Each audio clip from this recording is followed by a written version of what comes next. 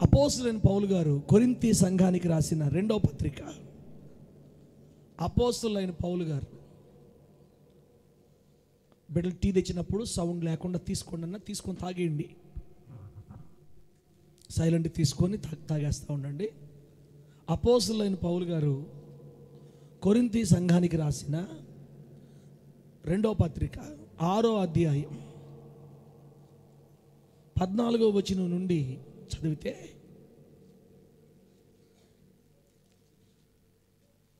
కొన్ని మాటలు రాయబడ్డాయి అక్కడ. మీరు అవిశ్వాసులతో జోడుగా ఉండకుడి, నీతికి దుర్నీతితో ఏమి సాంగత్యం, వెలుగునకు చీకటితో ఏమి పొత్తు, క్రీస్తునకు బెలియాలతో ఏమి సంబంధం, అవిశ్వాసతో విశ్వాసికి పాలెక్కడిది, దేవుని ఆలయమునకు విగ్రహములతో ఏమి పొందిక, మనము జీవము గల దేవుని ఆలయమై ఉన్నాము, అందుకు దేవుడు ఇలాగూ సెలవిస్తున్నాడు, నేను వారిలో నివసించి సంచరింతునో, నేను వారి దేవుడినై యుందును, వారు నా ప్రజలు యుందురు, కావున మీరు వారి మధ్య నుండి బయలువెడలి ప్రత్యేకముగా ఉండుడి, అపవిత్రమైన దానిని ముట్టకుడని ప్రభువు చెప్పుచున్నాడు. మరియు నేను మిమ్మల్ని చేర్చుకొందును, మీకు తండ్రినై యుందును, మీరు నాకు కుమారులను కుమార్తెలను యుందురని సర్వశక్తి గల ప్రభువు చెప్పుచున్నాడు. దేవునికి స్తోత్రం కలుగుడుగాక. చదివిన ఈ మాటల్ని మనందరికి అర్థమగునట్లు బోధించి వాక్యానుసారంగా బ్రతికే కృప దేవుడు మనందరికీ ప్రసాదించునుగాక. కొన్ని కళ్ళు చిన్నగా, కొన్ని కళ్ళు పెద్దగా ఉన్నాయి. చిన్నగా ఉన్న కళ్ళుని దేవుడు పెద్దగా చేయునుగాక. వేడి వేడిగా పడితే పెద్ద అయిపోతాయి యేసునామములో. మిమ్మల్ని చూసి నా కళ్ళల్లో నీళ్ళు వస్తున్నాయి అంటే ఎఫెక్ట్ కొడుతుందన్నమాట. దేవుని నామానికి మహిమ కలుగునుగాక. తప్పదు నా నామమును బట్టి మీ కొమ్ము హెచ్చింపబడుతుంది. యేసు నామమును బట్టి ఈ సంవత్సరం మన కొమ్మును దేవుడు హెచ్చిస్తాడు యేసు నామంలో. ఆ వాగ్దానం ఏంటో రేపు ఉదయాన్ని మనం వాక్యం విందాం. రేపు ఉదయాన్ని వాగ్దాన సందేశం రేపు ఉదయం విందాం. ఈరోజు మొట్టమొదటి గడియల్లో, నూతన సంవత్సర ప్రారంభ గడియల్లో దేవుడు మనం చదివిన వాక్యం ద్వారా మనకేం చెప్తున్నాడంటే, రాజీ పడని భక్తి చెయ్యమని దేవుడు మనకి నేర్పిస్తున్నాడు. 10 నిమిషాలు చెప్పాను కదా, తొందరగా చెప్పేయాల, ఇంక వివరణ టైం లేదు. రాజీ పడని భక్తి అనండి మీ నోళ్ళతోటి. అమ్మ ఏందమ్మా, రాజీ పడే భక్త్యా, రాజీ పడని భక్త్యా? రాజీ పడని భక్తి. రాజీ పడే భక్తి అంటే, రాజీ పడే భక్తి అంటే ఏంటో అక్కడ రాశాడు. ఏంటో తెలుసా? అవిశ్వాసులతో జోడుగా ఉండటమే రాజీ పడే భక్తి. రాజీ పడని భక్తి అనుకో, అవిశ్వాసులతో జోడుగా ఉండకూడదని రాశాడు దేవుడు అక్కడ. ఈ 2024 సంవత్సరంలో దేవుని దయ మనం పొందుకొని ఆయన సంవత్సరం అంతా మనతో నడవాలంటే, గొప్ప గొప్ప అద్భుత ఆశ్చర్య మహత్కారం మనం చూడాలంటే, సాతాను కూడా మనం ట్రాప్ చేసే ట్రాప్లో పడకుండా నమ్మకస్తులమై దేవునితో నడవాలంటే అవిశ్వాసులతో జోడుగా నడవకూడదు. భక్తి రాజీ పడిపోతుంది. ఇక్కడ రాజీ పడని భక్తిని ఈ 2024లో మనందరం చేయుదుము గాక. 2023లో రాజీ పడిపోయాం ఖచ్చితంగా. మీరు అవునన్నా కాదన్నా అందరం దొంగలమే. అందరం రాజీ పడిపోయాం. పరిస్థితులతో రాజీ పడిపోయాం, మనుషులతో రాజీ పడిపోయాం, డబ్బుతో రాజీ పడిపోయాం, పరిస్థితులతో రాజీ పడిపోయాం, సినిమాలతో రాజీ పడిపోయాం, షికారులతో రాజీ పడిపోయాం, విచ్చలవిడి అలవాట్లతో రాజీ పడిపోయాం, పేరు క్రైస్తవులుగా చలామణి అయ్యాం. అందుకే 2023లో అనుకున్నంత ఎత్తుకి వెళ్ళలేకపోయాం. దోగాడు కూలిపోయాం. లాస్ట్కి మధ్యలో ఆగిపోయాం. ఎన్నో శ్రమలు కూడా నడవాల్సి వచ్చింది. కారణం రాజీ పడే భక్తి చేశాం. ప్రభు చెప్తున్నాడు, ఈ సంవత్సరం మీరు రాజీ పడని భక్తి చెయ్యాలా. మనుషులతో రాజీ పడని, పాపముతో అసలే రాజీ లేని, రోషము గల భక్తి నాకు కావాలి, ఆ భక్తి మేము చెయ్యాలి. అబ్బా, ఏ భక్తి? రోషము గల భక్తి, రాజీ పడనే భక్తి. ఇదే ఈ తొలి గడియల్లో, ప్రారంభ సంవత్సరంలో తొలి గడియల్లో దేవుడు మనకు చెప్తున్నాడు, ఇంతవరకు మీరు రాజీ పడి భక్తి చేశారు, అందుకే మీరు ఓడిపోయారు నా పిల్లలారా. ఈ 2024 సంవత్సరంలో విశ్వాసికి అవిశ్వాసికి పొంతన ఉండకూడదు. అవిశ్వాసులతో విజ్జోడుగా ఉండకూడదు, దుర్నీతితో సాంగత్యం చేయకూడదు, చీకటి కార్యాలతో పొత్తు పెట్టుకోకూడదు, అపవాదితో సంబంధం తెంచుకోవాలి. బెలియాలతో, విశ్వాసికి బెలియాలతో ఏమి సంబంధం అని ఉంది అక్కడ. బెలియాలు అంటే అపవాది అని అర్థం. అపవాదితో ఏం సంబంధం మనకి? విగ్రహములతో పొందుకొనకూడదు, అన్యుల మధ్య నుండి బయలు వెడలి ప్రత్యేకంగా ఉండాలా, అపవిత్రమైన వాటిని ముట్టకుండా యేసు కొరకు తీర్మానం చేసుకొని మనము ఏ భక్తి చేయాలి చెప్పండి? ఏ భక్తి చేయాలి? ఏ భక్తి చేయాలి? రోషంగా తల్లే, ఏ భక్తి చేయాలి? రాజీ పడని భక్తి. నా ప్రభు అయిన యేసయ్య మనలందరినీ తన ఆత్మీయ రోషంతో నింపి ఈ 2024లో లోకముతో రాజీ పడకుండా నడిచే ధన్యత మనందరికీ ప్రసాదించునుగాక. రాజీ పడితే ఏమవుద్ది? ఏమయ్యేది ఏముంది? మళ్ళా మావులే. ఏమయ్యేది ఏముంది? మళ్ళా మావులే. రాజీ పడని భక్తి, రాజీ పడని భక్తి మనం చెయ్యాలి బిడ్డలారా. అయితే ఇక నేను ఇంకెక్కువ చెప్పను. రాజీ పడే భక్తి చెయ్యమని సైతాన్ కూడా మనల్ని ఎట్లా ప్రేరేపణ చేస్తాడో ఒక 3-4 విషయాలు చెప్పి ప్రార్థన చేసుకుందాం. 3-4 విషయాలు చెప్తాను. రాజీ పడే భక్తి ఎలా ఉంటుంది, ఎలా కనుక్కోవాలి రాజీ పడే భక్తి ఉంటుందని. బైబిల్ గ్రంథంలో రాజీ పడి ఒక భక్తి చేయమని సైతాన్ గాడే ప్రోత్సహించాడు ఒక మనిషి ద్వారా. ఇప్పుడు అది ఎక్కడ తెలియాలంటే, నా మాటిని మీరు నిర్గమకాండం దగ్గర రండి. ఒకసారి నిర్గమకాండం దగ్గర రండి. బయట ఉండే బిడ్డలారా, అక్కగాని టీ తెస్తే బిడ్డలు తీసుకోండి అమ్మా, స్టార్ట్ చేసి ఇవ్వమని చెప్పండి, ఆపకుండా. తాగుతా వింటారు. ఒకసారి రాజీ పడే భక్తి ఎలా ఉంటుందో నిర్గమకాండం 8వ అధ్యాయం దగ్గరికి వస్తే ఇక్కడ ఒక విచిత్రమైన సంగతి జరిగింది. నిర్గమకాండం 28వ అధ్యాయం, 28 కాదు 8, నిర్గమకాండం 8వ అధ్యాయం 25వ వచనాన్ని నేను చదువుతున్నాను. ఒకసారి చూడండి. 8వ అధ్యాయం 25వ వచనం ఏముంది అక్కడ? అప్పుడు ఫరో మోషే అహరోనులు పిలిపించి, మీరు వెళ్ళి ఈ దేశములో మీ దేవునికి బలి అర్పించుడని వారితో చెప్పగా, మోషే అట్లు చేయతగదు, మా దేవుడిని యెహోవాకు మేము అర్పించవలసిన బలి ఐగుప్తీయునికి హేయమో. 27వ వచనం, మేము అరణ్యములోనికి 3 దినముల ప్రయాణముతో దూరం పోయి మా దేవుడైన యెహోవా మాకు సెలవిచ్చినట్లుగా ఆయనకు బలి అర్పించుదుము అనేనో. ప్రభు నామని మహిమ కలుగును గాక. ఇంకా వాక్యం చదువుకుంటా పోతే మీకు అర్థంగా టైం అయిపోద్ది మనకి. రాజీ పడే భక్తి ఎలాగుంటుందో, రాజీ పడని భక్తి ఎలాగుంటుందో చెప్తా. ముందు అర్థమయ్యేదానికి సందర్భం చెప్తా. ఇస్సాకన్నా, ఇంకా రవణన్న కాదు నువ్వు, ఇస్సాకన్నా విన్నామన్నావు 5-10 నిమిషాలు. రాజీ పడే భక్తి, రాజీ పడని భక్తి. యెహోవా దేవుడు మోషేని ఐగుప్తుకు పంపించాడు. ఎందుకు? ఇశ్రాయేలీయుల్ని ఐగుప్తు బానిస సంఖ్యల కింద తీసుకొచ్చి కానాను దేశం చేర్చడానికి ఐగుప్తుకు మోషేని పంపించాడు. మోషేని పంపిస్తా దేవుడు ఏం చెప్పాడంటే, మోషే నువ్వు ఫరో రాజు దగ్గరికి వెళ్ళి నువ్వేం చెప్తావు తెలుసా? అయ్యా ఫరో, హెబ్రీయుల దేవుడైన యెహోవా ఇలా చెప్పమంటున్నాడు మీకు, మా ప్రజలందరూ అంటే ఇజ్రాయేలు ప్రజలందరూ కలిసి, అందరూ ఇంకెవరు ఉండకూడదు ఇక్కడ, మా దేశ మా ప్రజలందరూ, ఇజ్రాయేలు జాతి అంతా, పసిపిల్లవాడి దగ్గర నుండి ముసలివాడి వరకు, మనుషులే కాదు పశువులు, జంతువులు, మేకలు అన్నీ మేమందరం కలిసి ఈ ఐగుప్తు దేశంలో నుంచి బయటికి వెళ్ళి 3 దినముల ప్రయాణం అంత దూరం, ఆమేనండి, ఎన్ని దినాలు? 3 దినాల ప్రయాణం అంత దూరం వెళ్ళి మా దేవునికి బలి అర్పించాలా.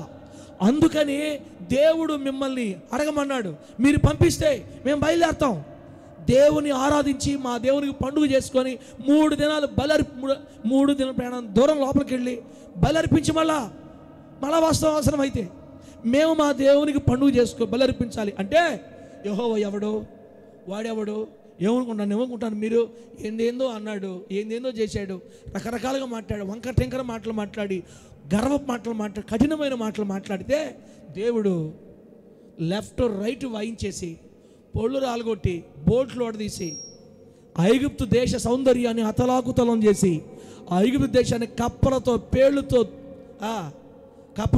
మిడతలతో పేలు దుమ్ము ధూళి వడగండ్లతో దుమ్ము నాశనం చేసి అవతల పడేసి గడగడ వణిగిపోతా. లాస్ట్కి వాళ్ళ పెద్ద పిల్లలు జ్యేష్ఠ సంతానం చచ్చిపోతే, వద్దురా బాబు వెళ్ళిపోండి మా దగ్గర నుంచి అని అందరినీ తరివేశారు లాస్ట్లో. దేవునికి స్తోత్రం కలుగును గాక. అయితే ఈ లాస్ట్ తరిమే ముందు ఏం జరిగిందంటే, బాగానండి, మొదటిసారి పోయి మోషే గారు ఏమడుగుతున్నాడు, మేము దేవుడి దగ్గరికి వెళ్ళి 3 రోజులు ప్రయాణం దూరం వెళ్ళి మేము మా దేవునికి బలి అర్పించి రావాలి.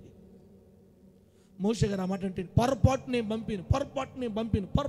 పంపిను అని గట్టిగా అనేవాడు. ఒకరోజు ఏం చేశాడంటే ఫరో ఏమన్నాడు తెలుసా, ఏంది కర్మ తట్టుకోలేకపోతున్నాడని, ఏ మోషే రండి అదేట, మా దేవుడికి పండగ చేసుకోవాలి, మా దేవుడికి బలి చెల్లించాలి, మా దేవుడిని ఆరాధించాలి, మా దేవుడిని పూజించాలి అంటున్నారే, ఇదిగో మంచిదే, పూజించండి, భక్తి చేయండి, కానీ 3 దినాలు 2 దినాలు కాదు, ఈ దేశంలోనే మీరు మీ దేవునికి బలి అర్పించండి. ఎక్కడ ఈ దేశంలోనే. దేవుడు ఏం చెప్పాడు? ఎన్ని రోజుల ప్రయాణం? 3 రోజుల ప్రయాణం. 3 రోజుల ప్రయాణంతో దూరం వెళ్ళి దేవుని ఆరాధించమని దేవుడు చెప్తే ఫరో అంటాడు 3 రోజులతో ఈ దేశంలోనే ఇక్కడే ఉండి మీరు ఇక్కడే ఉండి బలర్పించాలా. ఈ మాటకు అర్థం ఏంటి తెలుసా? రాజీ పడే భక్తి. సైతాను గారు మనకేమని చెప్తాడంటే మీరు లోతుకెళ్ళి భక్తి చేయొద్దు. ఆమె చెప్పండి, మీరు ఇక్కడే ఉండి. ఐగుప్తు అంటే అర్థమేంటి తెలుసా? లోకం. ఐగుప్తు అంటే పాపం, ఐగుప్తు అంటే శాపం, ఐగుప్తు అంటే విచ్చలవిడితనం. ఫరో అంటే సాతాను గాడు ఈరోజు హోలీ జడ్జి విశ్వాసులకి ఈ ఫస్ట్ రోజు తొలి గడియల్లో ఏం చెప్తున్నాడంటే, ఇదిగో హోలీ జడ్జి విశ్వాసులారా, న్యాయాధిపతి విశ్వాసులారా, మీ ఇశ్రాయేల్ పాస్టర్ అట్టే చెప్తుంటాడు, మీరు నా మాటేనండి, మీరు 3 రోజుల ప్రయాణం వద్దు, మీరు ఎక్కడనే ఉండి భక్తి చేయండి. దేవుడికి స్తోత్రం కలుగుగాక. ఎక్కడా? ఐగుప్తులోనే ఉన్న చోటే, అదే పాపంలోనే. ఆదివారం చర్చికి పోండి, మళ్ళా వచ్చి ఐగుప్తులో కూర్చోండి. ఆదివారం మందిరికి పోండి, మళ్ళా వచ్చి ఐగుప్తులో కూర్చోండి. ఆదివారం మందిరికి పోండి, మళ్ళీ ఐగుప్తులో కూర్చోండి. మీరు ఎక్కడే ఉండి భక్తి చేయాలా, దూరం పోకూడదు. కళ్ళు మూసుకొని నీరసంగా ఉండే వాళ్ళు చెప్పండి గట్టిగా. కళ్ళు మూసుకొని నీరసంగా ఉండేవాళ్ళు అల్లు చెప్పండి. అదే తల్లి, అంతే. హుషారుగా ఉండేవాళ్ళు చెప్పండి గట్టిగా. 10 నిమిషాలు పెట్టారు, ఆపేస్తా. 10 నిమిషాలు. ఈ 2024వ సంవత్సరంలో సైతాను గారు నీకేం చెప్తాడంటే, నీవు బయటికి వెళ్ళి భక్తి చేయొద్దు, ఐగుప్తులో ఉండే నువ్వు భక్తి చేయాలా. ఐగుప్తు అంటే పాపం, చీకటి. ఒకప్పుడు దేవునికి అయిష్టమైన మార్గాలు నడిచేవే, అక్కడే ఉండి వాడి భక్తి చేయమంటాడు. అంతేగాని నువ్వు దాన్ని వదిలిపెట్టి ఐగుప్తుని విడిచి దూరంగా వెళ్ళి భక్తి చేయడానికి వాడు ఒప్పుకోడు. ఇప్పుడు రాజీ పడే భక్తి అంటే ఏంటో తెలుసా? 23లో నువ్వు ఎక్కడుండేవో అక్కడే ఉండి భక్తి చేసావనుకో, అది రాజీ పడిపోయిన భక్తి. రాజీ పడని భక్తి చేయాలనుకుంటే యేసు నామములో కదలాలి. ఆమె చెప్పండి గట్టిగా. ఎక్కడ కదలాలి? శాంతిరాజన ఐగుప్తు నుండి బయలుదేరి 3 దినముల ప్రయాణం అంత దూరం వెళ్ళాలి మనం. ఆమెనండి, అక్కడికి వెళ్ళి ప్రభుని ఆరాధించాలా. అది దేవుని తీర్పు, అది దేవుని ఆజ్ఞ. బిడ్డలారా, సైతాను గడి సంవత్సరం మీరు చాలా బాగా చెప్తాడు మీకు. మీ చెవులోకి వచ్చి ఇస్రాయేల్ పాస్టర్ పాట నమ్మకండే, 3 రోజులు లేదు 2 రోజులు లేదు, తలకాయ లేదా, మీరు ఇక్కడే ఉండండి, మీరు ఐగుప్తులోనే ఉండాలా, దూరం పోవద్దు. అప్పుడు మోషే గారు ఏమన్నారు తెలుసా? నువ్వెవడో మాకు చెప్పేదానికి అన్నట్టు, నువ్వేడు మాకు చెప్పేదే, మేము 3 రోజులు పోవాల్సిందే, నేను పంపివా అని ప్రార్థన చేస్తే కప్పలు వచ్చినాయి. దేవుడికి స్తోత్రం కలుగుగాక. ప్రార్థన చేస్తే పేలు వచ్చినాయి. ఒరే వాళ్ళని పిలవండ్రా. ఏ మోషే ఏంది, మేము 3 రోజుల ప్రయాణం పోవాల్సిందే. అప్పుడు రెండో చూడండి, ఇప్పుడు తగ్గాడు సైతాను గాడు. ఎప్పుడైతే నువ్వు గట్టిగా వాడితో మాట్లాడతావో అప్పుడు తగ్గుతాడు వాడు మన ముందు. ఆమెనానండి, వాడికి మనం తగ్గకూడదు, వాడే మనం తగ్గిపోవాలా. మీరు సైలెంట్గా ఉన్నారా, బొజ్జో పెట్టేస్తాడు, రాజీ పడే భక్తి చేయించేస్తాడు. మోషే గారు అంటారు, పొరపాటున మేము ఒప్పుకునేదిలే, మేము 3 దినముల ప్రయాణంతో దూరం వెళ్లాల్సిందే. అస్సలు ఒప్పుకోవట్లే మోషే. రాజీ పడని మనస్తత్వం మోషేది. ఆమె అని చెప్పు.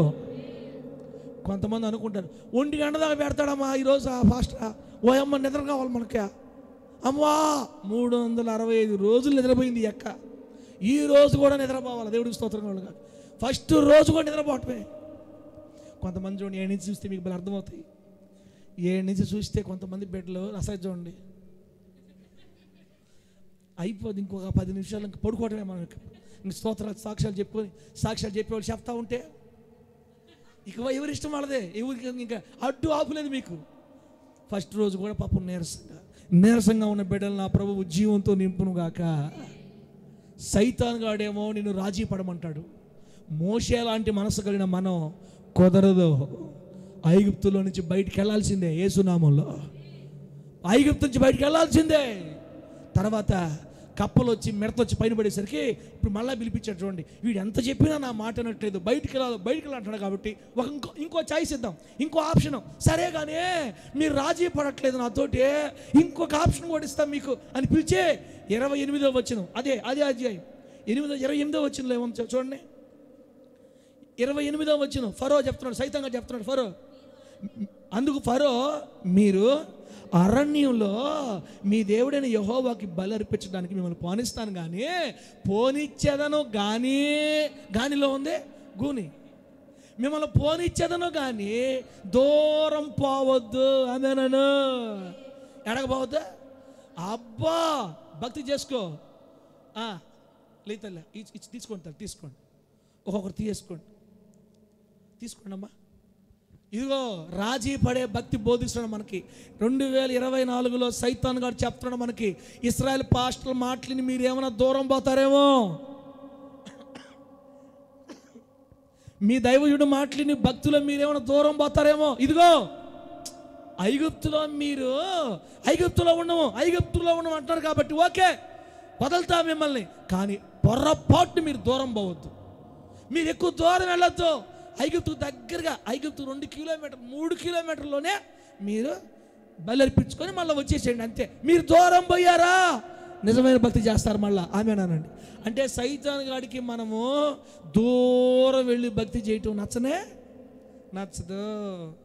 ఐగుప్తుకు దగ్గరలోనే భక్తి చేయాలి. ఒకటి ఐగుప్తులోనే అన్న భక్తి చేయాలి, లేదా ఐగుప్తుకు దగ్గరగా భక్తి చేయాలి, అంతేగాని దూరం మాత్రం పోకూడదు. నువ్వు ప్రార్థనలో గంట సేపు కూర్చో, నీ మీదకి ఎన్ని బాణాలు రావాలని బాణాలు వస్తాయి. ఎందుకంటే నువ్వు గంట సేపు ప్రార్థన చేస్తే దేవుడికి దగ్గరగా వెళ్ళిపోతావు, సైతాన్ గారికి దూరంగా వెళ్ళిపోతావు. సైతాన్ గారికి దూరంగా వెళ్ళటం ఇష్టం ఉండదు. అందుకే మనతో రాజీకి వస్తున్నాడు. ఈరోజు రాజీకి వస్తున్నాడు వాడు, రాజీకి. బిడ్డలరా, నన్ను వదిలిపెట్టి మీరు దూరం వెళ్ళొద్దు, దగ్గరగా ఉండండి. అమ్మా ఈ టీ దేవుడు ఆస్వాదించును గాక. ఇంకేమంటారు? అమ్మా తాగండి, ఒక వచనం పాడతా, తాగండి వేసిన టకటక తాగేయాల తీమా, టకటక తాగేయాల. వాళ్ళు చూడు డ్రమ్ములు కొట్టారు, చూడు డ్రమ్ములు కొట్టుకుంటారు. అసలు ఆశీర్వాదం వేడు ఉంటే. స్తోత్ర.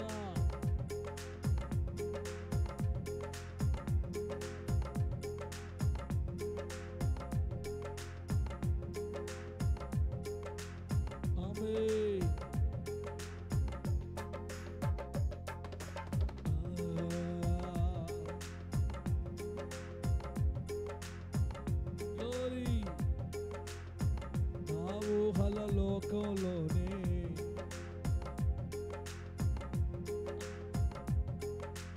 అవిలా మైక్ ఇచ్చానా, నా గొంతు పోయింది, ఆడతావా? నా ఊహల లోకంలోనే ఎన్నడూ హింసని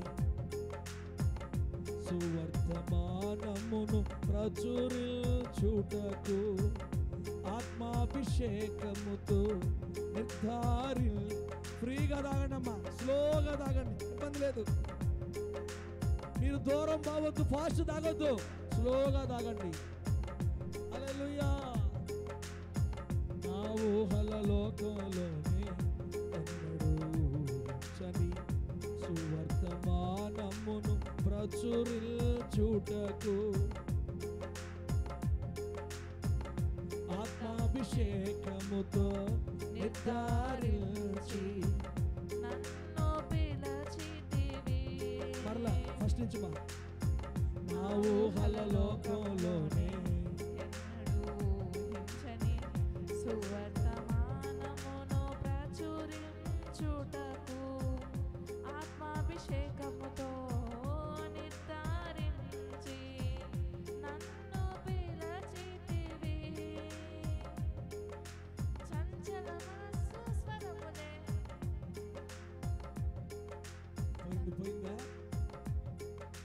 చంచల మనస్సు స్వరములే అపహాస్యముతో తరుమగా నమ్మక ద్రోహపు కేకలే నేరమునపై మోపగా, చంచల మనస్సు స్వరములే అపహాస్యముతో తరుమగా, నమ్మక ద్రోహపు కేకలే నేరమునపై మోపగా, కరుణాపి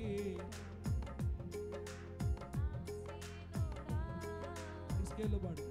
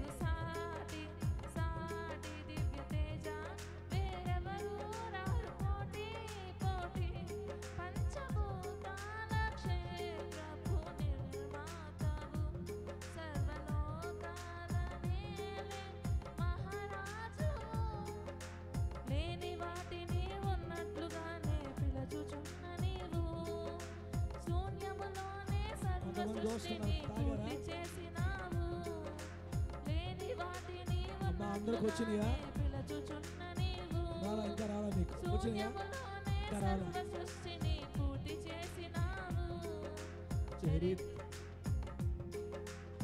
హల్లెలూయా.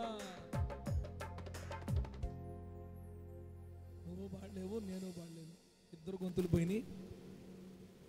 దేవుడు మిమ్మల్ని ఆశీర్వదించును గాక. సౌండ్ లేకుండా తాగండి. ఇక తీసుకునేవాళ్ళు సౌండ్ లేకుండా తీసుకోండి, తాగేవాళ్ళు సౌండ్ లేకుండా తాగండి పిల్లరా. అమ్మా అమ్మ ఒక చెవి వేసానండి. అమ్మా అమ్మా అమ్మా సైతాన్ గారు టీలో పెట్టేసాడమ్మా అంటే నిద్రగా కొంచెం సలసల్లగా ఉండే టైంలో వేడివేడిగా తగిలితే మంచిదే, కానీ అట్లాగని కాకుండా ఒక చెవి టేసి పెట్టండి. ఈరోజు ఈ ప్రారంభ గడియలలో పరిశుద్ధాత్మ దేవుడు మనకు తెలియజేస్తున్న సత్యం, సైతాన్ గాడు మీతో రాజీకి వస్తాడు. ఈ 2024లో రాజీ పడమని చెప్తాడు. ఒకటి, ఎక్కువ దూరం మీరు వెళ్ళొద్దు. రెండోది ఇది, ఫస్ట్ ఏంటి, ఐగుప్తు దేశంలోనే మీరు దేవుని ఆరాధించండి. మీ దేవుణ్ణి, మోషే ఇశ్రాయేలులారా మీ దేవుని మీరు ఐగుప్తులోనే ఆరాధించండి. ఆదివారమే చర్చి, మిగతా అంతా ఐగుప్తే, మిగతా అంతా పాత అలవాట్లే. మారబాకండి మీరు, పొర్రపాటును మారద్దు అని వాడు మీతో రాజీకి వస్తాడు. నువ్వేం చెప్పాలి తెలుసా? రే సాతానా, నా దేవుడిని ఆరాధించమని చెప్పింది 3 దినముల ప్రయాణం అంత దూరం. ఆమె అని చెప్పండి గట్టిగా. నేను ఐగుప్తులో ఉండి ఆరాధించే సమస్య లేదు, ఐగుప్తు నేను ఖాళీ చేసి వెళ్ళాలి. అప్పుడు వాడు రెండవ రాజీకి వస్తాడు. రెండో పాయింట్, వాడు ఏమొస్తాడు తెలుసా? సరే సరే సరే సరే బయటికి వెళ్ళాలనుకుంటున్నావు కాబట్టి ఎక్కువ దూరం చెప్పండి, ఎక్కువ దూరం వెళ్ళొద్దు, ఎక్కువ దూరం వెళ్ళొద్దు, దగ్గరగా నాకు దగ్గరగా ఉండండి. మీరు ఎక్కువ దూరం వెళ్ళారా, లోతైన భక్తి చేశారా, మరలా మీకు నాకు కుదరదు. మీరు ఎక్కువ లోతైన భక్తికి వెళ్ళొద్దు, ఎక్కువ ప్రార్థన చేయొద్దు, ఉపవాసంలో ఎక్కువ ఉండొద్దు, గంటల తరబడి దేవునితో గడపొద్దు. నాకు ఎక్కువ దూరం వెళ్ళొద్దు, మీరు నాకు దగ్గరగా ఉండాలా అని ఫరో ఇశ్రాయేలుతో చెప్తున్నాడు. ఎక్కువ దూరం వెళ్ళదు, ఎక్కువ దూరం వెళ్ళదు. మోషే అంటున్నాడు, పొర్రపాటును కూడా నీ మాట వినే పరిస్థితి లేదు. ఎన్ని దినాలు ప్రయాణం చేయాలి చెప్పండి? ఎన్ని దినాలు ప్రయాణం చేయాలి? 3 దినాల ప్రయాణం అంత దూరం వెళ్ళిపోవాల్సిందే మేము. నీ మాట మేమేంటినేదంటే నేను పంపినన్నాడు. మళ్ళా వడగండ్లు పడ్డాయి నెత్తి మీద, మళ్ళా పశువులను చచ్చిపోయింది లాస్ట్కి. మరలా పైవిడిపోయి సరే సరే తూచి మళ్ళా ఇంకొక రాజీ. చూడండి వాడు ఎన్ని మాటలు మారుస్తాడు చూడండి. ఈ 2024లో మనం ఎన్ని రకాలుగా మాట చూడండి.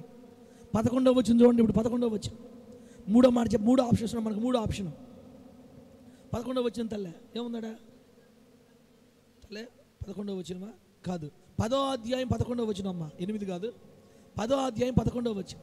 ఒకటేమో ఈ దేశంలో ఉండమన్నాడు, ఒప్పుకోలేదు. రెండోదేమో దూరం పోవద్దన్నాడు, ఒప్పుకోలేదు.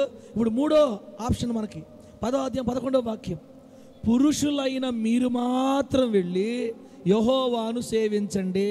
అబ్బా అబ్బా అమ్మా, సైతాన్ గాడు ఫరో చెప్తున్నాడు ఇప్పుడు ఇశ్రాయేలులకి, ఇదిగో ఏంటి మీరు నా మాట ఏం వినట్లేదు? 3 రోజులు పట్టుకో ఉన్నారు.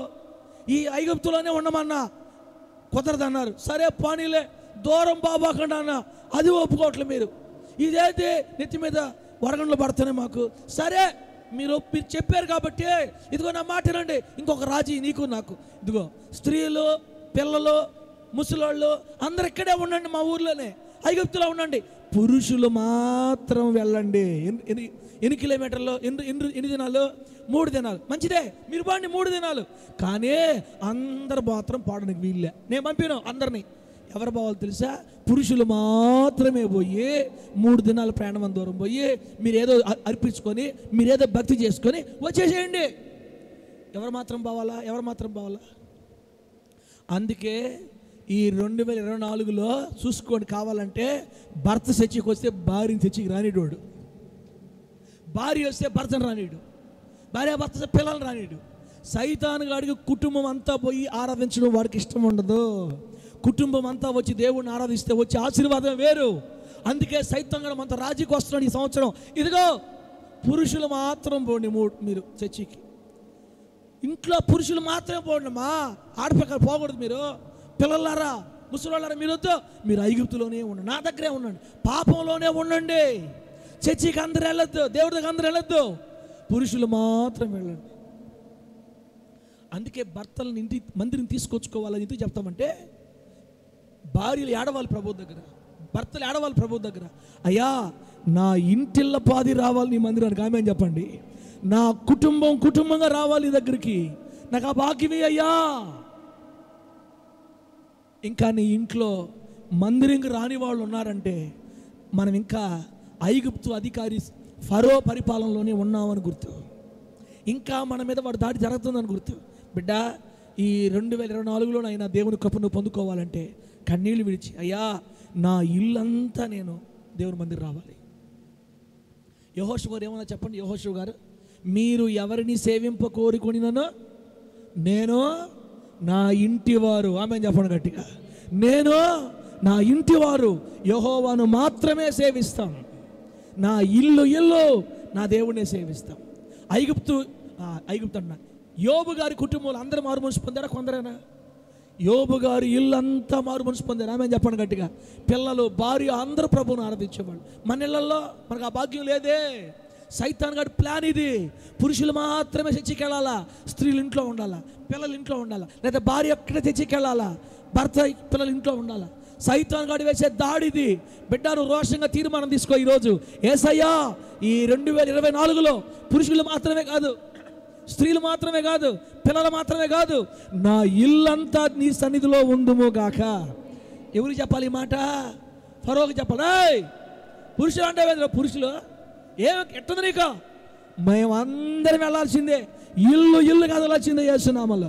స్త్రీలు, పురుషులు, పిల్లలు, మగవారు, ఆడవారు, మా పశువులు అన్నీ. పశువులు కూడా పోవాలా? పశువులు ఎందుకయా? మా దేవుడికి బలి ఇవ్వలే మేమా? మా దేవునికి బలి ఇవ్వాలా? మాకు పశువులు కావాలా? మేము పశువులు, గొర్రెలు మొత్తం తీసుకోపోతాం. మేము ఒప్పుకోను, నేను ఒప్పుకోను. ఒప్పుకోకపోతే మేము ప్రార్థన చేస్తాం. ప్రార్థన చేసేకి ఈసారి పెద్ద వడగొని టమేను పడి దేవుడి స్తోత్రం కలుగును గాక. ఒరే ఏందిరా, ఎన్ని చేసినా మీరు ఒప్పుకోవట్లేదా? మీరు వదలకపోతే ఒప్పుకోరా? మోషే ఐగుప్తులోనే ఉండమన్నా ఒప్పుకోలా. నేను కుదరదు అంటున్నావు, సరే పోనీలని రాజీకి వచ్చా. ఐగుప్తులో నుంచి బయటికి పోండి, ఎక్కువ దూరం పోవద్దన్నా, నా మాట వినలా, మళ్ళీ మీరు పోతానన్నారు. అయినా మళ్ళీ రాజీకి వచ్చా. ఇదిగో అందరూ వదిలే, పురుషులు వరకు పోండి, మిగతా వాళ్ళు ఐగుప్తులో ఉండండి, ఒప్పుకోవట్లే మీరు. ఇప్పుడు 4వది లాస్ట్ చూసుకో. సైతాన్ గాడు ఈ సంవత్సరం మనకి ఎన్ని ఆఫర్లు ఇస్తున్నాడో. నేను చెప్పినయే మీ జీవితాల్లో జరుగుతాయి ఈ సంవత్సరం, గుర్తుపెట్టుకోండి. వాళ్ళు వస్తే వీళ్ళు రానిరు, వీళ్ళు వస్తే వాళ్ళు రానిరు. ఇప్పుడు చూడు, వాడు ఓడిపోయాడు లాస్ట్కి. అస్సలు ఒప్పుకోలా మోషే గారు. నేను పొర్రపాటును ఒప్పుకోం, మేము అందరం బయలుదేరాల్సిందే అని గట్టి పట్టుబడితే 24వ వచనం చూడండి. ఇప్పుడు 10వ అధ్యాయం 24వ వచనం, నిర్గమకాండం లాస్ట్ ఆప్షన్ వాడికి. 10:24 ఏముందమ్మా? ఫరో మోషేని పిలిపించి, మీరు వెళ్ళి యెహోవాను సేవించండి, దేవునికి స్తోత్రం కలుగును గాక. లాస్ట్కి ఒప్పుకున్నాడు. మీరు చెప్పినట్టు అందరూ వెళ్ళండి. ఎక్కడికే? 3 దినముల ప్రయాణం అంత దూరం వెళ్ళి మీరు వెళ్ళి మీ యెహోవా దేవుని సేవించండి. కానీ కానీ మీ మందలు మీ పశువులు మాత్రమే ఇక్కడ ఉండవలెను. అబ్బో చూసారు, లాస్ట్కి దేన్ని ఆపేస్తాడు? మందల్ని. అక్క మంచి సబ్జెక్ట్ ఇది. మంచి సబ్జెక్టు. టైం లేదు కాబట్టి అక్కడ మీకు ఈజీగా చెప్తున్నా. సైతాన్ కూడా లాస్ట్ ఆప్షన్ సార్ మనకి.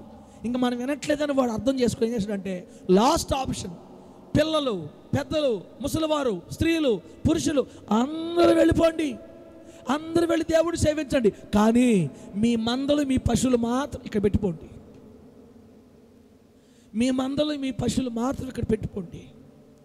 ఆ మాట అంటే మోషే గారు అంటారు అప్పుడు 25, మోషే, మేము మా దేవుడైన యెహోవాకి అర్పింపవలసిన బలుల నిమిత్తము, హోమార్పణల నిమిత్తము నీవు మాకు పశువులు ఇవ్వాలి, మా పశువులు మాతో కూడా రావాలి, ఒక్క డెక్క అయినా విడవబడదు. మా దేవుడిని యెహోవాను సేవించడానికి వాటిలో నుండి మేము తీసుకోవాలా. దేవునికి స్తోత్రం కలుగును గాక. ఫరో ఒక్క డెక్క కూడా వదిలే సమస్యలే. పశువులు, గొర్రెలు, మేకలు మొత్తం రావాల్సిందే. ఆమె చెప్పు గట్టిగా, నువ్వేంది మాకు మా పశువులు పెట్టుకునేదే అని ఎదురు తిరిగాడు మళ్ళా. అంటే బిడ్డలారా, ఒకటి, ఐగుప్తులోనే భక్తి చేయండి అంటే మీరు 2024లో కూడా లోకంలోనే ఉండి భక్తి చేయండి, లోతుల్లోకి వెళ్ళొద్దు, మీరు మరీ మార్పు చెందొద్దు. ఇంతకుముందు ఎట్టున్నారో ఐగుప్తులోనే ఉండి భక్తి చేయండి అని రాజీ చేస్తాడు. మనం ఒప్పుకోలేదనుకో, సరే ఐగుప్తును వదిలిపెట్టి కొంచెం దూరం కానీ మరీ ఎక్కువ దూరం పోవద్దు. ఎక్కువ దూరం పోతే మళ్ళీ మీరు భక్తులకు వెళ్ళిపోతారని అదొక రాజీ, అదొక పాయింట్. దానికి ఒప్పుకోలే. ఇప్పుడు లాస్ట్కి అంటాడు, 3వ అంటాడు, పురుషులు మాత్రం వెళ్ళండి, కుటుంబం అంతా మారు మనసు పొందొద్దు, కుటుంబం తెచ్చికి వెళ్ళొద్దు, ఒకరు ఆగితే ఒకరు ఉండాలా, అందరూ బాగుడు తెచ్చికి. దాన్ని కూడా ఒప్పుకోలే మోషే. ఇప్పుడు లాస్ట్కి చెప్తున్నాడు, మీ పశువులు ఇక్కడ పెట్టి మీరు చర్చికి వెళ్ళండి. పశువులు అంటే అర్థం తెలుసా? దేవునికి బలి ఇవ్వవలసిన అర్పణ. ఆమెనండి, దేవునికి బలి ఇవ్వవలసిన అర్పణని వాడు పట్టేసుకొని మనల్ని చర్చికి పంపిస్తున్నాడు, మనల్ని దేవుడి దగ్గర పంపిస్తున్నాడు. అందుకే ఈరోజు సంఘాల్లో విశ్వాసులు ఎట్లాగ అయిపోయారంటే మందిరాలకు వస్తారు కానీ దేవునికి వస్తా అర్పణలు తీసుకురారు. ఆమెనాను, మీకు ఎంత మంచోని చెప్పమంటారా? ఏమనుకోబాకండి. 50 రూపాయల కాగితం నాకు ఇచ్చి నా దగ్గరే 10 రూపాయలు 10 రూపాయలు తీసుకొని నా ముందే కౌని పెట్లు వేసిపోయి బిడ్డలు పుట్టారు. ఏసు రక్తం జయంగలు కాక ఇంట్లో ఉండి 5 మంది 50 రూపాయలు నాకే ఇచ్చి నా దగ్గరే 10 రూపాయలు తీసుకొని నా కళ్ళ ముందే కౌని పెట్లేసి ఎలా సైతంగాడు ఏమంటాడంటే మందిరంకి వెళ్ళండి, అర్పణలు మాత్రం తీసుకెళ్ళద్దు. మీ మందలు మీ పశువులని నా దగ్గర పెట్టండి. ఒకవేళ మీరు అర్పణ ఇచ్చారనుకో దేవుడు మీ ప్రార్థన ఆలకిస్తాడు. మీ మందల్లో నుంచి బలి అర్పణ తీసి ప్రభువుని ఆరాధిస్తే ప్రభు మిమ్మల్ని మెచ్చుకుంటాడు, మీకు ఆశీర్వాదాలు వస్తాయి అని మనసులో అనుకొని ఇదిగో మీరు చర్చికి వెళ్ళండి, మీరు చర్చికి వెళ్ళండి, కానీ మీ అర్పణలు మీ పశువులన్నీ ఇక్కడే పెట్టేసి వెళ్ళండి. ఈరోజు దేవునికి అర్పణ తీసుకురాలేకపోతున్నామంటే మన మనసు సాతాను ఫరో ఆధీనంలో ఉంది. మన మందలన్నింటినీ వాడు పట్టేసుకో ఉన్నాడు. మన పశువులు, మన గొర్రెలు, మన కానుక, మన డబ్బంతా వాడి చేతుల్లోకి వెళ్ళిపోయింది. అందుకే మనం దేవుని దగ్గర తీసుకురాలేకపోతున్నాం బిడ్డలారా. లాస్ట్ కొంతమంది జీవితాల్లో వాడు అర్పణలు పట్టేస్తాడు. కొంతమంది భక్తులు ఉంటారు అస్సలు ఒప్పుకోరు, ఒక్క డెక్క కూడా వదిలేదులే, మొత్తం రావాల్సిందే. దేవుడికి స్తోత్రం కలుగును గాక. నువ్వు ఎదురు తిరిగితే వాడు వదిలేస్తాడు నిన్ను. ఇప్పుడు చెప్పండి, ప్రార్థన చేసుకుందాం. ఇప్పుడు చెప్పండి, ఐగుప్తులోనే ఉండి భక్తి చేస్తారా? వాడు చెప్పినట్టుగా ఐగుప్తుకు కొంచెం దూరం వెళ్ళి భక్తి చేస్తారా? వాడు చెప్పినట్టు పురుషులే వచ్చి భక్తి చేస్తారా? వాడు చెప్పినట్టు పశువులు వాడి చేతుల్లో పెట్టి మీరు వచ్చి భక్తి చేస్తారా? లేకపోతే మోషే చేసుకున్న తీర్మానం చొప్పున అందరినీ కదిలించుకొని 3 దినముల ప్రయాణం అంత దూరం అరణ్యంలోనికి వెళ్ళి అందరూ కలిసి సంతోషంగా దేవుణ్ణి ఆరాధిస్తారా? మీ చేతుల్లో తీర్మానం ఈరోజు ఈ 2024లో తీర్మానం మనమే తీసుకోవాలా. ప్రభువు నామానికి మహిమ కలుగును గాక. చెప్పండి గట్టిగా హల్లెలూయా, గట్టిగా చెప్పండి హల్లెలూయా. మోషే పొరపాటును ఒప్పుకోలే, మరలా మూర్ఖం వేశాడు పరో. ఈసారి పెద్ద కొడుకులు చచ్చిపోయారు, జ్యేష్ఠ కొడుకులు చనిపోయేసరికి మొత్తాన్ని తరివేశారండి. వద్దు వెళ్ళిపోయి మా దగ్గర నుంచి అని పిల్లల్ని, పెద్దల్ని, పశువుల్ని మొత్తం పంపించేశారు. సంతోషంగా సాగి వెళ్ళిపోతున్నారు ప్రభువుని ఆరాధించడానికి. అదిగో అరణ్య మార్గంలో పడి కానాను స్వాస్థ్యం వైపు సాగి వెళ్ళిపోతున్నారు. దేవునికి స్తోత్రం కలుగును గాక. ఐగుప్తుతో సంబంధం పూర్తిగా తెంచేసుకున్నారు. ఐగుప్తుతో సంబంధం పూర్తిగా తెంచేసుకున్నారు. 3 దినముల ప్రయాణం అంత దూరం కాదు, అసలు ఐగుప్తు కంటికి కనబడినంత దూరం కానాను దేశంలోకి ప్రయాణమై వెళ్ళిపోయారు. దేవునికి స్తోత్రం కలుగును గాక. అమ్మా, మన పశువులు వాడి చేతిలో పెట్టి కొత్త చేతితో వచ్చేది నాకు అర్థం కాలే. ఒక్క మాట చెప్తానక్క, కానుకల గురించి ఎక్కువ చెప్పకూడదని నేను తీర్మానించుకున్నాను. ఒక దైవజనుడు మంచి మాట చెప్పాడు. ఈ భూలోకంలో మన సొంత ఖర్చుల కోసం ఖర్చు పెట్టుకున్నది పరలోకంకి వెళ్ళేటప్పుడు నష్టపోతాం. రేపు నువ్వు నేను పరలోకం పోతే మనందరం ఒక తీర్మానంకి వస్తాం. ఏంటో తెలుసా? నేను భూలోకంలో నా కోసం ఖర్చు పెట్టుకున్నది నష్టపోయాను. ఆమె అన్నానని భూలోకంలో ఉన్నప్పుడు బతుకున్నప్పుడు మన కోసం ఖర్చు పెట్టుకుంది, మన ఇంటి కోసం, మన పిల్లల కోసం, మన సొంత ఖర్చుల కోసం ఖర్చు పెట్టుకున్నది పరలోకంలో మనం నష్టపోతాం. రెండోది, బ్యాంకుల్లో, లాకర్లలో, అక్కడ ఇక్కడ ఎల్ఐసి పాలసీల్లో దాచుకుంటారు కొంతమంది. అలా దాచుకున్నది ఇక్కడే వదిలిపెట్టి వెళ్ళిపోతాం పరలోకానికి. పరలోకంకి వెళ్ళేటప్పుడు మన ఎల్ఐసి పాలసీలు మనతోటి రావు, బ్యాంక్ బ్యాలెన్స్లు మనతోటి రావు, మనం ఖర్చు పెట్టేసుకుందే నష్టమైపోద్ది. కానీ పరలోకం వెళ్ళేటప్పుడు మనతో వచ్చేదేమో తెలుసా? ఈ భూలోకంలో నువ్వు దేవుని కోసం ఖర్చు పెట్టిందే పరలోకంలోకి నీతో పాటు వస్తుంది. ఆమె అని చెప్పండి, గట్టిగా చెప్పండి, హల్లెలూయా. అందుకే యేసు ప్రభువు చెప్పారు, పరలోకమందు మీకోసం ధనాన్ని కూర్చుకోండి. పరలోకమందు మీకోసం ధనం కూర్చుకోండి. బిడ్డ, ఈ 2024లో ఆర్థికంగా నిన్ను చితగొట్టాలని ఇదిగో మీ పశువుల్ని, మీ గొర్రెల్ని, మీ మేకల్ని దేవునికి అర్పించకుండా పట్టేసుకుంటాడు. ఇవి నా దగ్గర ఉంటాయి, మీరు తెచ్చిపోయేస్తారండి. ఇవి నా దగ్గర ఉంటాయి, మీరు తెచ్చిపోయేస్తారండి. కాదు, ఒక్క డెక్క కూడా వదిలేది లేదు. మేము 3 దినాల ప్రయాణం దూరం వెళ్ళి నా ప్రభువుని ఆరాధించి రావాల్సిందే అని మోషే గారిలాగా గట్టి పట్టుబట్టి ప్రభువు కొరకు నిలబడే ధన్యత మనందరికీ ప్రభు ప్రసాదించునుగాక. 3 దినాల ప్రయాణం అని ఎందుకన్నారంటే, 3 దినాల ప్రయాణాన్ని ఎలా పోల్చారు తెలుసా? ఐగుప్తు అనే లోకంలో నుండి యేసుక్రీస్తు వారి మరణించిన సిలువ త్యాగం జరిగిన కల్వరి కొండ, ఏ కొండది? కల్వరి కొండ, గొల్గతా కొండ. ఐగుప్తు నుండి గొల్గతా కొండ వరకు 3 రోజుల ప్రయాణం. ఐగుప్తు నుండి గొల్గతా కొండ వరకు 3 రోజుల ప్రయాణం. ఎలా చెప్పమంటారా? బైబిల్లో కొన్ని సూచనలు ఉన్నాయి. అబ్రహాముని దేవుడు తన కుమారుని బలియమని చెప్పినప్పుడు, అదిగో మమ్రే దగ్గర ఉన్న సింధూర వనంలో ఉన్న అబ్రహాం గారు తన కుమారుని తీసుకొని 3 రోజులు ప్రయాణం చేసి వెళ్ళాడు. దేవునికి స్తోత్రం కలుగును గాక. ఆ 3వ రోజు ప్రయాణంలో 3వ రోజు తెల్లవారినప్పుడు అబ్రహాం తేరి చూస్తే అదిగో దేవుడు చూపించిన మోరియా పర్వతం కనబడింది. ఆ మోరియా పర్వతం మీదే ఈరోజు మందిరం కట్టబడదు. దేవుడికి స్తోత్రం కలుగును గాక. ఆ మందిరాన్ని పక్కనే మన ప్రభువుని యేసయ్య బలై సిలువనెక్కింది. ఐగుప్తు నుండి క్రీస్తు సిలువ బలియాగం జరిగిన స్థలానికి 3 దినముల ప్రయాణం. దేవుడు దాన్ని పోలికగా మార్చాడు అనమాట. మేము 3 దినాల ప్రయాణం వెళ్ళి ప్రభువుని ఆరాధించాలంటే, ఐగుప్తులో పాపంలో ఉన్న ఒక వ్యక్తి సిలువ దగ్గరకు వస్తే కడగబడిపోతాడు. దేవుడికి స్తోత్రం కలుగును గాక. సిలువ దగ్గరకు వస్తే మారు మనసు పొందుతాడు. యేసు రక్త చేత కడగబడి పరిశుద్ధపరచబడతాడు. ఇక ఐగుప్తులో వాడు ఉండడు. సాతాను ప్రభుత్వం కింద బయటకు వచ్చేస్తాడు. ఫరో అధికారం నుంచి పూర్తిగా విడుదలవుతాడు. అందుకే ఫరో చెప్తున్నాడు, దూరం వెళ్ళొద్దు, ఎక్కువ దూరం వెళ్ళొద్దు, ఇక్కడెక్కడే చేయండి, ఐగుప్తులో చేయండి, కొంచెం దూరం వెళ్ళండి, లేకపోతే పురుషులు వెళ్ళండి, లేకపోతే మీ పశువులు మా దగ్గర పెట్టేసి వెళ్ళండి. ఈ 4 ఒప్పుకోవడానికి వీళ్ళే. ఒకటే ప్రార్థన చేద్దాం ఇప్పుడు, నా పశువులు కానీ, మా స్త్రీలను కానీ, మా పిల్లలు కానీ నీ దగ్గర పెట్టే అవకాశం లేదు యేసు నామములో. ఐగుప్తులో ఉండి భక్తి చేసే పొరపాటు లేదు. ఐగుప్తు వద్దు, నీవు మళ్ళా దూరం పోవద్దంటే వెంటరా నువ్వు. అసలు నేను దూరం వెళ్ళి భక్తి చేస్తా. ఆమె చెప్పండి. అసలు నీకు ఒక దండం, నీ ఐగుప్తు ఒక దండం. కలువరి సిలువకు త్వరగా పరిగెత్తుకొని వెళ్ళి యేసు రక్తంలో కడగబడి నా ప్రభు సొత్తు అయిపోతా, నా దేవుని ఆస్తి అయిపోతా, ఆయనతో కలిసిపోతా. ఈ 24వ సంవత్సరం నా ప్రభుతో కలిసి నడుస్తా. నీకు నాకు పొత్తే కుదరదు. ఆమె చెప్పు గట్టిగా. ఈ సంవత్సరం నీకు నాకు సంబంధమే లేదు. నువ్వు నాకు రాజీకి వచ్చి రాజీ పడమని చెప్తే నేను నీ మాట వింటానా? సాతానా నా దగ్గర నుంచి పో అని యేసు ప్రభు వారు అన్నట్టుగా వాడిని తరిమితే ఇక వాడికి నీకు సంబంధం ఉండదు. ఈ 2024 సంవత్సరాలు గొప్ప ఆశ్చర్యకార్యాలు చూస్తావు.